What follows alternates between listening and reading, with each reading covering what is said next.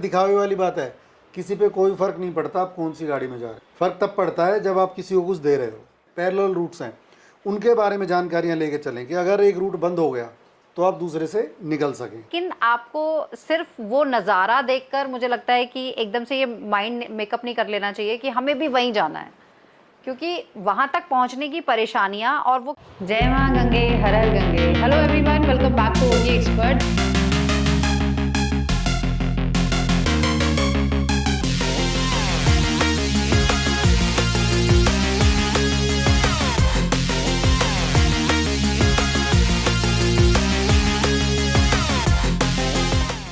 नमस्कार एवरीवन, स्वागत है आपका आज के हमारे इस पॉडकास्ट में। आज हम बात करने वाले हैं मॉनसून ट्रैवल के बारे में, क्योंकि मॉनसून जैसा कि बहुत ज़्यादा अभी शुरू है ही और लोग घूमने भी जाना चाहते हैं। काफ़ी लोगों ने हमें कमेंट करते रहते हैं, मैसेज करते रहते हैं कि हम कहाँ घूमने जा सकते हैं इस समय। तो हम कुछ टिप्स आपको उसके बारे में देना चाहते हैं कि अगर आपको मॉनसून में ट्रैवल करना है तो आपको किन किन बातों का ध्यान ज़रूर रखना चाहिए, स्पेशली ऑन हिल्स। तो हम उसके बारे में थोड़ी देर में बात करेंगे, लेकिन उससे पहले जो हमारा अभी इससे पहले वाला जो पॉडकास्ट था, बहुत सारे लोगों ने देखा। आई एम श्योर आज भी जो देख रहे हैं उन्होंने पिछला वाला पॉडकास्ट भी देखा होगा। तो उसमें हम दोनों ने कुछ बातें डिस्कस की। सबसे पहले थैंक यू जिन लोगों ने हमारी बातों को उसी तरीके से समझा जिस तरीके से हम समझाना चाहते थे। मुझे लगता है 200 से ज़्यादा उसमें कमेंट आए हैं, और जिसमें से 4 या 5 ऐसे कमेंट्स हैं जिनको हम अपनी बात समझा नहीं पाए। तो नहीं, उसमें से एक तो शायद वो तो काफ़ी पर्सनल थे, वो जैसे कुछ पुरानी दुश्मनी से निभाए बैठे हों, इस तरह के थे वो। हाँ, मिस्टर खेमराज, मैंने नेम नोट किए हुए हैं, खेमराज बंसल जी हैं, जो बहुत ज़्यादा पर्सनल हो गए थे। बंसल जी मिलना चाहेंगे आपसे, तो हमने स्पेशली उनको लिखा भी था कि आप अपना कॉन्टैक्ट नंबर दीजिए, क्योंकि शायद वो हमारे साथ काफ़ी पहले से जुड़े हुए हैं, कोविड के टाइम से। कोई कॉन्टैक्ट नंबर वगैरह उन्होंने दिया नहीं। अगर वो फेक आईडी नहीं है, ठीक है, तो देना चाहिए। बट मैं बताना चाहूँगी कि उन्होंने अपने कमेंट में ये लिखा था कि कोविड के टाइम पे जब इनके बड़े भाई सत्येंद्र भैया हॉस्पिटल में थे, तब हमने कोई ऐसा वीडियो बनाया था जिसमें हमने बोला कि हमारे पास किश्त भरने के पैसे नहीं हैं, ऐसा कुछ उन्होंने लिखा था। लेकिन कमेटी की किश्त देने के पैसे नहीं हैं। तो मुझे याद नहीं है कि कभी हमने ऐसा किसी को बोला हो। हाँ, ये चीज़ें ज़रूर डिस्कस हुई थी उस टाइम पे। फाइनेंशियल प्रॉब्लम्स मुझे नहीं लगता वो उस टाइम पे जिनका बहुत ही ज़्यादा बैकअप था उनका तो ठीक रहा होगा। अदरवाइज तो मुझे लग रहा है कि हमारे देश की 80% आबादी को प्रॉब्लम पर हमने उस टाइम पे ये डिस्कस किया था कि खर्चे उतने ही हैं, अब हाँ, इनकम नहीं हो रही है। बट हमने ये नहीं कहा था कि हमसे कमेटी की किस्त नहीं भरी जा रही तो हमें दे दो। हालांकि हमने कमेटी शायद उस टाइम ऐसी कोई डाल भी नहीं रखी थी। उस वक्त तो हमारा कुछ था ही नहीं ऐसा। हाँ, तो ईएमआई की बात हो रही थी सारी। तो ये बहुत एक पर्सनल क्वेश्चन मुझे लगा कि किसी ने ऐसा कहा कि आपको आज यूट्यूबर्स कहलाने में शर्म आ रही है। एक्चुअली आपके दो आपके सेंटेंसेस लोगों ने पकड़े जिसपे कमेंट आए थे। एक तो यही, मुझे लग रहा है कि वो YouTube पे या तो आना चाह रहे हैं, तो उन्हें ये लग रहा है कि भाई ये हमें डिस्करेज कर रहे हैं। हाँ, और मतलब इस तरह के कमेंट्स कर रहे हैं कि यूट्यूबर मुझे कहलाने में शर्म आ रही है। इट मीन्स कि मैं जितनी भी यूट्यूब फैमिली है, मतलब जितने भी यूट्यूबर है, क्रिएटर्स हैं, मैं उनको शर्मिंदा करना चाह रहा हूँ। ऐसा मेरा कोई इरादा नहीं है कि इस तरह का कि मैं शर्मिंदा करूँ या मैं कोई बहुत ज़्यादा मुझे शर्म आती है। यूट्यूबर बेसिकली होता क्या है, क्योंकि हम बहुत ज़्यादा ट्रैवल करते हैं, और ट्रैवल करते हैं तो जब हम किसी अननोन पर्सन जब हमारे साथ बात होती है तो जब हम बताते हैं तो वो जिस तरीके से रिएक्ट करते हैं ना, अब क्योंकि बहुत ज़्यादा यूट्यूबर आ गए हैं एक फैमिली में से, मतलब अगर किसी को जैसे कोई भी काम नहीं है तो चलो एक चैनल तो स्टार्ट कर ही लेते हैं। अब कंटेंट सोचना ही नहीं है, वही जो लास्ट टाइम हमने डिस्कस किया कि कुछ भी स्टार्ट कर देना। तो मेरा कंसर्न सिर्फ वो था, अगर आप एक अच्छा कंटेंट क्रिएट कर रहे हो तो मैं तो इवन कितने लोग हमसे मिले हैं और मैंने सबको, वो लोग जो मुझसे मिले हैं, मैं दिल से जानते होंगे कि मैंने कभी उन्हें कोई गलत सलाह नहीं दी। हमेशा चाहे इक्विपमेंट से रिलेटेड हो, कैमरा से रिलेटेड हो कि आप कहाँ से स्टार्ट करें, आपके लिए बेस्ट ऐप कहाँ से रहेगी, मिनिमम में आप कैसे स्टार्ट कर सकते हैं, मैं हमेशा हेल्प करता हूँ। बट अब अगर कोई छोटी छोटी बातों को पकड़ोगे तो बोलने में तो बहुत सारी चीज़ें आ जाती हैं। देखो, पॉडकास्ट कोई ऐसी चीज़ नहीं है, मतलब हम सिर्फ एक 1-to-1 डिस्कशन करना चाहते हैं, क्योंकि हमें लगता है कि हमें ये बातें आप तक पहुंचनी चाहिए। हो सकता है वर्ड्स जो हम कहना चाहते हैं, जिस वर्ड को जिस तरह से कई लोग उसको उस तरह से मतलब नहीं निकालते हैं। उदाहरण दूंगा आपको। हम कुल्लू में थे, राफ्टिंग पॉइंट के पास, तो कुछ पंजाब से लोग आए हुए थे, वो हमसे मिले तो उन्होंने कहा कि आप व्लॉगर हो, तो इसने कहा हाँ ब्लॉगर हैं, तो कौन सा चैनल है ये सब पूछ के उसके बाद बोलते हैं कि अभी हम आज सुबह से 8वें ब्लॉगर से मिल रहे हैं, 8 मिल चुके हैं हमें। और मतलब जिस तरीके से उन्होंने बोला था ना, तो मतलब वही लगा कि यार ये ज़्यादा हो रहा है कुछ। अब सारी चीज़ ये है कि लोग सिर्फ छोटी छोटी बातों को पकड़ लेते हैं, अदरवाइज यूट्यूब ने हमें बहुत कुछ दिया है, सपोर्ट भी बहुत रहा है। इवन अभी भी हमारा जो बिज़नेस है यूट्यूब उसमें बहुत फ़ायदा पहुंचाता है। मेरा मेरा सिर्फ पॉइंट वो था कि भाई एक ही सिमिलर प्लेटफॉर्म पे सिमिलर, आप एक बुरे को और अच्छे को दोनों को साथ में जब कंपैरिजन होता करते है हो कि तो भाई थोड़ा यूट्यूबर सा सब बराबर, तो दिल वहाँ पे लगती है दिल पे बात। लगती है कि यार आप एक पर इसके इस लिए ना घटिया- एक मिस्टर अनिल हैं, उन्होंने बहुत अच्छा कमेंट हमारे उसमें लिखा हुआ था कि हमारी वजह से ऐसी ऐसी डेस्टिनेशंस लोगों को पता चली हैं जो पता ही नहीं थी, और वहाँ पे होटल बिजनेस इतना बूम हुआ है। इवन आप होटेलियर से बात कर सकते हैं कि हमने उन्हें कितना फायदा पहुंचा हाँ है, नहीं, हमें उसमें भी लिखा काफी फायदा उन्होंने, पहुंचा है। और उसमें उन्होंने ये बात भी लिखी कि हर प्रोफेशन में अच्छे बुरे होते हैं। तो ठीक है, कहीं ना कहीं उनकी ये बात सही है, और नहीं वो तो कुछ लोगों सेम ने चीज बहुत इसमें अच्छे भी से हो रही है। जो हम बोलना चाह रहे थे, क्योंकि हर चीज शब्दों में नहीं बोली जा सकती, हाँ, इसी सिर्फ भावनाएं होती हैं। और ये भावनाओं में बहुत बहते हैं।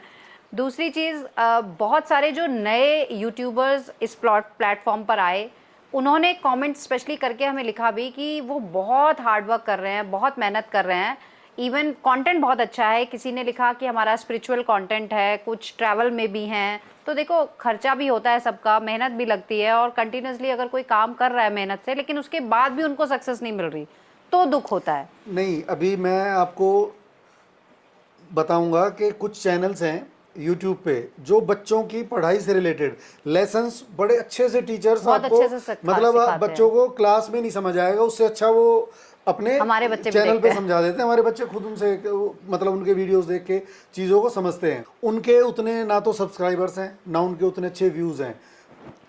दूसरा जो क्वेश्चन हमने डिस्कस किया था अबाउट ट्रेड, जो शेयर मार्केट को लेकर, उस पर भी दो तीन लोगों ने दिल पे कमेंट लग किए गया। हैं। हाँ, मुझे लगता है कि उन लोगों ने कमेंट किए उस पे जिनका ये बिजनेस है, जो ट्रेडिंग जो अकाउंट्स ट्रेड वगैरह खुलाते हैं। करवाते हैं, हाँ, जो इस शेयर बिजनेस में पैसा लगवाते हैं लोगों का। तो देखिए, ऑफ कोर्स उनको तो बुरा लगेगा ही, लेकिन जो लोग, जिन लोगों की जेब से पैसा जाता है, मुझे लगता है उनको पता होगा इस बारे नहीं, में। जिनके पास देखो बहुत पैसा है और वो लॉसेस ले सकते हैं, उन्हें करना चाहिए। बाकी जिसकी लिमिटेड इनकम है तो उन्हें दूर रहना चाहिए। और ऐसा नहीं है, देखो हो सकता है कहीं ना कहीं ये टेक्निकल हो, बट मैंने तो हमने एक अपना व्यू एक्सपीरियंस व्यू हमने पॉइंट बताया बताया था था और अपना। अपना एक्सपीरियंस बताया था कि हमने 10-15 हज़ार रुपये लगे थे और हमारे डूब गए। और मेरे साथ में जितने मेरे रिलेशन में या जानने वाले हैं, कम से कम 20-25-30 लोग होंगे जो इस तरह का शेयर बाजार में जो गए थे, और सिंगल पर्सन मुझे आज तक ऐसा नहीं मिला जो ये कह रहा हो कि मैं वहाँ से बहुत कुछ लेके आया हूँ। और हम अभी भी यही कहेंगे कि जिन लोगों के पास बहुत पैसा है, वो लॉन्ग टर्म के लिए इन्वेस्ट करना चाहते हैं, ऑफ कोर्स करें, एक अच्छी चीज़ है, लेकिन समझ कर करें। और एंड ऑफ द डे वही है कि भैया हर आदमी आपसे एग्री नहीं करता, और सबको खुश करने के लिए कोई बैठा भी नहीं है। चलिए, अब हम बात करते हैं मॉनसून ट्रैवल के बारे में। देखिए, हम दोनों का ही मानना है कि घूमने का मज़ा तो मॉनसून में ही आता है। इनफैक्ट हम पहाड़ों लोग पे तो especially। मॉनसून का वेट करते रहते हैं, जब वो फॉग वॉग दिखती है, बारिश के बाद वाला जो टाइम होता है, तो बहुत ही अमेजिंग लगता है। इसीलिए हम मॉनसून में ट्रैवल करते हैं। ऑफ कोर्स हम एनकरेज नहीं करते कि आप भी वहीं पर घूमो जहाँ हम घूम कर आए हैं। हमारी चैल की वीडियो अभी जिन्होंने देखी होगी उनको पता है कि वेदर सच में बहुत अच्छा था वहाँ पर।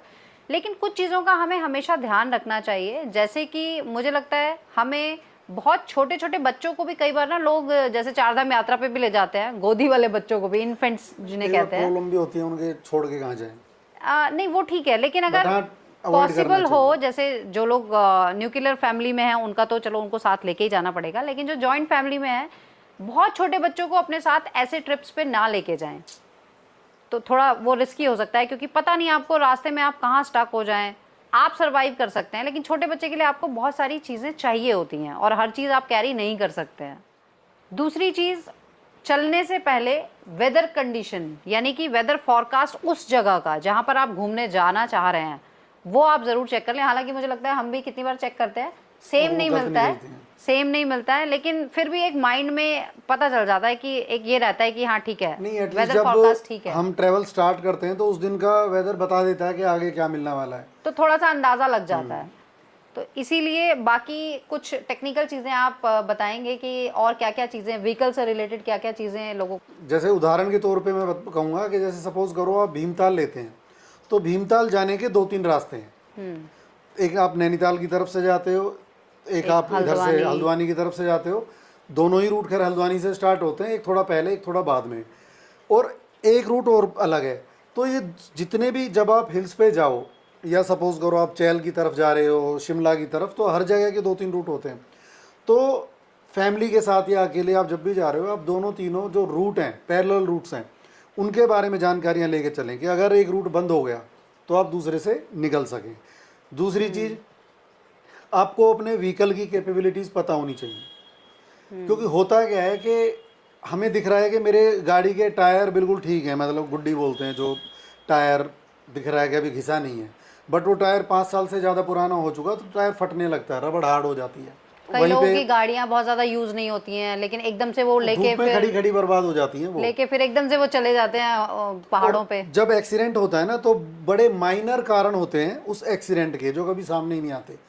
बस ये हुआ था कि स्किड हो गई या वो ही, क्योंकि स्किड हुई उसके भी कुछ कारण थे। अगर कोई गाड़ी स्लिप होती है तो उसके भी कुछ कारण होते हैं, तो वो सारी चीज़ें आपको ध्यान रखनी है। दूसरा, बहुत सारे लोग मैंने देखा कि वाइपर्स पे ध्यान नहीं देते। बरसात आते ही कोई वाइपर्स ज़्यादा महंगे नहीं आते, 250-300 350 रुपये के आते हैं। आप वाइपर चेंज करा लें हर सीज़न में, क्योंकि गर्मियाँ जब पड़ती हैं तो वाइपर ख़राब हो ही जाते हैं, रबड़ ख़राब होती है, तो वाइपर आप चेंज करा लें, स्क्रीन अच्छी रहेगी, आप अच्छे से देख पाएंगे। दूसरा, ग्राउंड क्लियरेंस आप चेक कर लें कि हमारी गाड़ी की कितनी है। ये मत सोचो कि भाई वो का है तो मैं भी, क्योंकि अब अगला बंदा गया था उस वक्त कंडीशन अलग है, हो सकता है कि आपके टाइम पे 2-4 पत्थर एक्स्ट्रा गिरे मिले। जैसे कि हम बात करें, हम दारमा वैली गए थे, तो दारमा वैली हम क्योंकि जिम्नी लेकर गए थे इसलिए जा भी पाए। अगर कोई सेडान जैसी गाड़ी अगर होती है तो वो जाती भी नहीं। कुछ लोग ट्राई करते हैं, जब देखो एक होता है गाड़ी का जाना, एक होता है जबरदस्ती ले जाना कि नीचे से लग रही है, बम्पर टच हो रहे हैं, बट हम चले जा रहे हैं, तो वो एक अलग चीज़ है, वो तो ज़बरदस्ती ले जाना है। एक होता है कि इजीली गाड़ी का जाना, तो वो हमने भी, जब हमारे पास हमें थी, कई बार हमें भी ले जानी पड़ती थी, बट वो होता क्या था कि उसके फिर आगे बम्पर चेंज होते थे। तो इन चीज़ों का आपको हमेशा ध्यान रखना चाहिए। साथ ही मुझे लगता है कि आपको पैकिंग पर बहुत ज़्यादा ध्यान देने की ज़रूरत है कि आपको अपनी जब ट्रैवल की पैकिंग कर रहे हैं तो उसमें आपको क्या क्या चीज़ें ले जानी चाहिए, वो बहुत मैटर करता है। आपको हमेशा एक्स्ट्रा फूड ले जाना चाहिए। ये हमारा पर्सनल एक्सपीरियंस है, जब हम कश्मीर जा रहे थे तो हम कटरा से रास्ते में हम फंसे थे 12 घंटे लगभग, और हमारे पास खाने के लिए एक्स्ट्रा फूड नहीं था, पानी भी नहीं था, क्योंकि मतलब माइंड में था ही नहीं कि ऐसा भी हो सकता है। लेकिन देखिए, तब से हमने सीख लिया और अब हमारी गाड़ी में हमेशा ये चीज़ें रहती हैं एक्स्ट्रा, तो आपके पास भी होना चाहिए। मेडिकल किट आपके पास ज़रूर होनी चाहिए, छोटी मोटी चीज़ें जैसे फर्स्ट एड किट कहते हैं, वो आपके पास ज़रूर होनी चाहिए। और कपड़े हमेशा इस तरह से पैक करने चाहिए कि जिसका वज़न कम हो, लेकिन अगर आप विंटर वाली जगह पर जा रहे हैं, ठंडी जगह पर जा रहे हैं, तो आपके लाइट वेट वार्म क्लोथ्स हों। मैंने देखा है यहाँ 4 धाम के लिए भी आते हैं ना, 12 लोग अगर आए हैं तो उनके मिनिमम 15 सूटकेस बड़े बड़े होते हैं और 15 ही उनके हैंड बैग्स होते हैं। तो ये ट्रैवल का पहला रूल है, जितना कम लगेज होगा आप उतने सुखी रहोगे। हाँ, तो थोड़ा सा इस चीज़ का ध्यान रखना है कि एक्स्ट्रा लगेज हमेशा हम कहते ही हैं कि रखना चाहिए, लेकिन लाइट वेट, तो उससे आपका जो क्या कहेंगे, नग पीसेस कम हो जाएंगे हाँ, आपके बैग्स उससे आपके बैग्स कम हो जाएंगे और आपको बहुत ज़्यादा गाड़ी में भी आपकी स्पेस रहेगी, तो आपके लिए कंफर्टेबल रहता है। एक चीज़ और मुझे लगता है कि जैसे हम भी कहीं जाते हैं और बहुत सारी रील्स तो बड़ी जल्दी फेमस होती ही हैं, तो लोग ये चीज़ें नहीं देखते हैं कि हम कौन से व्हीकल से जा रहे हैं या वो लोग कैसे पहुंचे, वो तो दिखाते भी नहीं है, किस महीने में वो तो दिखाते भी नहीं है, वो तो सीधे पहुंच जाते हैं वहाँ पे। 30 सेकंड्स में वो दिखाएंगे भी क्या? हाँ, लेकिन आपको सिर्फ वो नज़ारा देखकर मुझे लगता है कि एकदम से ये माइंड मेकअप नहीं कर लेना चाहिए कि हमें भी वहीं जाना है, क्योंकि वहाँ तक पहुँचने की परेशानियाँ और वो किस तरह से गए हैं, क्या क्या उन्होंने सावधानियाँ बरती हैं और क्या क्या उन्होंने फेस किया है, तो वो सारी चीज़ें मुझे लगता है कि इनको ध्यान में रखकर ही आगे जाना चाहिए। एक्सट्रीम हिल्स पर कई लोग चले जाते हैं बिना मैप रूट बनाए हुए। ऐसा तो बहुत ज़्यादा होता है यहाँ पे, देखा नहीं जब हम कितने लोग ऐसे हैं, मतलब अगर मैं हमारे इंडियन ट्रैवल की बात करूँ तो बहुत सारे लोग ऐसे हैं जो होटल्स तक बुक नहीं करते। हाँ, वो रात को 7, 8, 9, 10 बजे पूरी फैमिली के साथ पहुँचते हैं और फिर होटल ढूंढते हैं। तो वो इतने अनऑर्गेनाइज्ड हैं कि क्या बोलेंगे, बट हमें कोशिश ये करनी चाहिए कि पहले से वहाँ पे होम स्टेज हैं, होटल्स हैं, एटलीस्ट अगर आप बात बुक भी ना करके करें जानी तो चाहिए। बात करके चलें, थोड़ा उनसे रूट पूछ लें कि अगर हम इस रूट से आएंगे तो रूट ठीक रहेगा, क्योंकि वो लोकल्स होते हैं तो वो आपको कुछ गाइड कर देते हैं। हम हमेशा हाँ, करते हैं ये चीज़ें।